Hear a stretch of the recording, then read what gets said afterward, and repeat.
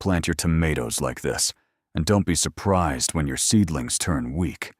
Stems stay thin, leaves look pale, and your harvest ends up being just a few tomatoes per plant. Every year, thousands of people make the same mistake when planting tomatoes, and then they wonder why their neighbors' plants look strong, dark green, with thick stems and plenty of fruit, while theirs are stretched, yellowing, and barely surviving. The most frustrating part. Many don't even realize they ruined everything right at the very beginning, at the planting stage. In this video, I'll show you how to plant tomatoes properly, so your seedlings take root, quickly grow strong, and eventually give you a truly good harvest. So watch carefully until the end, because one small detail, something most people never talk about, can completely determine the result of your entire season. Remember one key thing: tomatoes are a strong and rewarding crop, but only if you give them the right start. If the start is wrong, you can feed them water, then spray them all you want, but the plants will still lag behind. That's why proper planting is not a small detail, it's the foundation. Right now, especially in early spring, this topic is critical. Some people are just sowing seeds. Some are already transplanting, and others are preparing seedlings for their final move into the ground. And at every one of these stages, you can either help your tomatoes or seriously harm them. The result of your entire season often depends on what you do right now. Mistake 1. Planting too early. Many people rush. They think the earlier they plant, the earlier they'll harvest.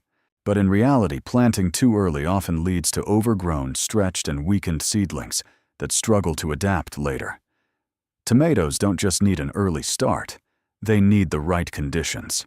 If you plant early but don't have enough light space or proper temperature, you won't get strong plants. You'll get thin, elongated stems that later need to be rescued. Mistake 2. Using the wrong soil. Some people still believe they can use any soil, fill a container plant, a seed, and everything will work out. But if the soil is heavy compacted, too wet, or poorly aerated, roots begin to suffer from the very beginning. And remember, the root system feeds the entire plant. Weak roots mean weak plants. Tomato soil should be loose, breathable, moderately fertile, not too rich, not clay-heavy, and not waterlogged. It should hold moisture without turning into a soggy mass. Mistake 3. Incorrect planting depth. This is another common issue. If you plant too shallow, roots won't develop properly, and the plant becomes unstable. If you bury too deep at the wrong stage, you can slow down growth. You need to understand what depth is appropriate at each stage. When sowing seeds, depth should be moderate. But when transplanting seedlings, tomatoes actually benefit from deeper planting because they can develop additional roots along the buried stem. And this is one of their greatest advantages, one you should absolutely use. Now let's go step by step through how to plant tomatoes correctly, so they start strong from the very beginning. First, prepare your containers. Don't use containers that are too small if you know the seedlings will stay there for a while. When roots become cramped, growth slows down. At the initial stage, small trays or cups are fine, but tomatoes will eventually need more space. Their roots are active, and if they quickly hit the walls of the container, the plant will begin to struggle even before transplanting. Next, soil preparation. Before planting, it's better to lightly moisten the soil instead of pouring water afterward, until everything turns into mud. The soil should be slightly damp, loose, and pleasant to the touch. If the soil is dry and you water it heavily from above, seeds can sink too deep or the soil may compact. Tomatoes need a soft, gentle start. Now about the seeds. Do not sow too densely. This is one of the most common mistakes. People want to be safe, so they plant many seeds close together. But then the seedlings begin to compete for light and nutrients, stretching and weakening. It's better to sow less, but give each plant proper conditions. When plants don't compete, they develop stronger from the beginning. After sowing, it's very important not to create a swamp-like greenhouse environment. Yes, seeds need moisture, but not excessive moisture. If the soil stays constantly wet without airflow, seeds may rot, mold can develop, or diseases like damping off can appear. And that means losing plants before you even really start growing them. Everything should be balanced. Now comes the most critical moment after germination. This is where many people ruin their seedlings. As soon as the green loops appear, people leave everything the same, warm, dim, and humid. Within a day or two, the seedlings begin to stretch. Why? Because it's too warm, and there isn't enough light. After germination, tomatoes need strong light and slightly lower temperatures, especially in the first few days. This prevents them from shooting upward, and instead helps them form a thick, strong stem. Another important point: don't water out of habit. Tomatoes don't like constant overwatering. Check the soil properly. If the surface is dry, look deeper. If it's still moist inside, don't water yet. Constant wetness leads directly to root problems and diseases. Moderate watering encourages roots to grow deeper in search of moisture, making the plant stronger. Now let's talk about transplanting. This is where tomatoes have a huge advantage. If your seedlings have stretched a bit, they can still be saved with proper transplanting. That's why experienced gardeners often say, plant tomatoes deeper. Let part of the stem go into the soil. Why does this work? Because tomatoes have the unique ability to form additional roots along the buried part of the stem. The stronger the root system, the stronger the plant. More roots mean better nutrient absorption, higher stress resistance, and ultimately a better harvest. But this should be done wisely, not blindly. If the seedling is still very small and weak, don't bury it too deeply. Everything depends on its condition. However, if you have a healthy seedling with a developed stem, especially if it has stretched slightly, moderate deep planting is an excellent technique. You can plant it a bit deeper or even slightly at an angle if the stem is long. In this case, the plant won't just survive the transplant, it will actually become stronger. This is not a weakness. It's a powerful natural advantage of tomatoes that you should use to your benefit. Another important point: don't rush to feed your tomatoes too early or too heavily.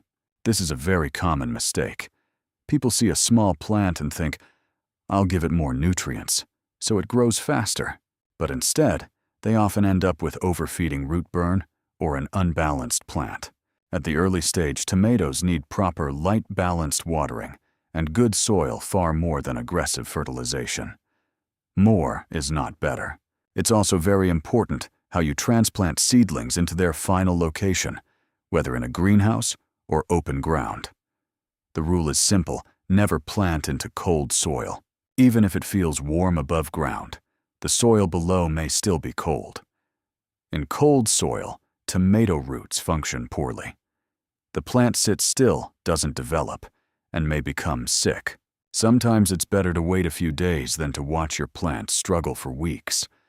Before planting, prepare the hole properly. The soil should be loose and not compacted. If it's heavy, improve it with compost or other loosening materials. Roots need space to grow. When transplanting, don't pull the plant out roughly or destroy the root ball. If the root system stays intact, the plant adapts quickly. If roots are damaged, the plant experiences stress and stops growing. Also, avoid overcrowding.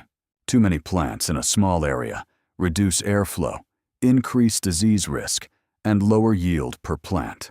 More plants does not mean more tomatoes. Remember one simple principle: tomatoes love it when everything is done right from the very beginning. Not perfectly, not according to some complicated agricultural theory, but simply done right. Good soil, proper light, no overwatering, no rushing, no unnecessary experiments. And then the plant will show its full potential on its own. Many people keep searching for some secret trick: what to spray, what to feed. What miracle solution will instantly produce a forest of tomatoes? But the truth is usually simple and even a bit boring: proper planting. That's what determines whether your plant will be strong, healthy, and capable of producing fruit. If you plant tomatoes the way we discussed today, without overcrowding in good soil, with balanced moisture, with proper depth when needed, taking into account soil temperature and seedling condition, you already gain a huge advantage right from the start. This is especially important for beginners, because most beginners don't lose their harvest due to rare diseases or complex problems. They lose it because of simple mistakes, planting too early, overwatering, incorrect depth, poor lighting, cold soil. And all of that can be avoided. So don't chase miracle methods. Start with the basics. Plant correctly.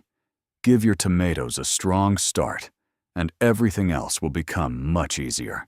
Strong seedlings, powerful roots, stable growth, these are what lead to a good harvest. And you know what's interesting? Many people who try this approach say the same thing. Why didn't I do this earlier? Because the results become visible very quickly. The plant stands stronger, leaves are richer in color, growth is steady, and the plant doesn't struggle. It develops. That's when you realize it's not expensive products or trendy advice that matter. It's simple, correct actions at the right time. So plant your tomatoes the right way, and this summer, instead of struggling with weak plants, you'll actually enjoy a real harvest. Don't be lazy at the start, because spring is when the entire season is decided. What you do now is what you'll get later. If this was helpful, subscribe, like, and share your experience. Do you bury your tomato seedlings deeper? Have you ever dealt with stretched plants? What mistakes have you made or learned to avoid? There's a lot more practical content coming to help you grow strong plants and get a truly rich harvest.